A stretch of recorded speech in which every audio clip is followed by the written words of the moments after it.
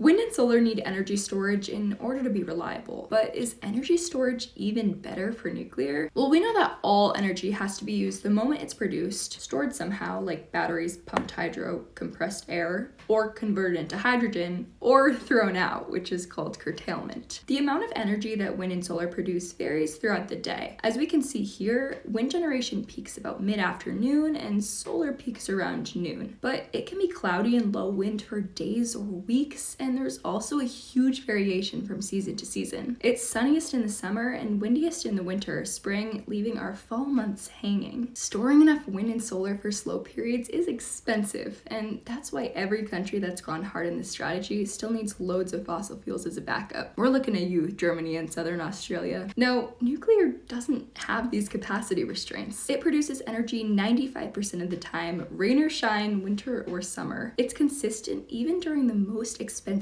hours when wind and solar are unavailable, and when demand is low, it can actually produce too much energy. It's technically possible to ramp nuclear energy up or down, and some plants actually do this, but it doesn't save much on cost since you're mostly paying for people who work there. The uranium fuel only makes up about 17% of expenses for running the plant, while operation costs make up around 2/3. What if we focused our battery technology on storing extra nuclear energy instead of focusing on variable renewables? Well, you'd actually need less battery storage overall, and the energy would be cheaper in the end. Here's a model decarbonization scenario where the costs of storing renewable energy are compared to those of nuclear. As we can see, nuclear costs are around $50 lower per megawatt hour, largely because we wouldn't need as many batteries. Now, some advanced nuclear technologies actually have storage built into the design. Natrium, for example, uses a vat of molten salt to store extra energy as heat until more electricity is needed. When demand spikes, that stored heat can be converted back into electricity in minutes. It's entirely possible to start building nuclear plants with battery storage right off the bat, and it wouldn't increase overall construction costs too drastically. With the right storage technology, nuclear can be as flexible as it is reliable. Combining baseload power and integrated storage could be a game changer for fulfilling all energy needs with nuclear.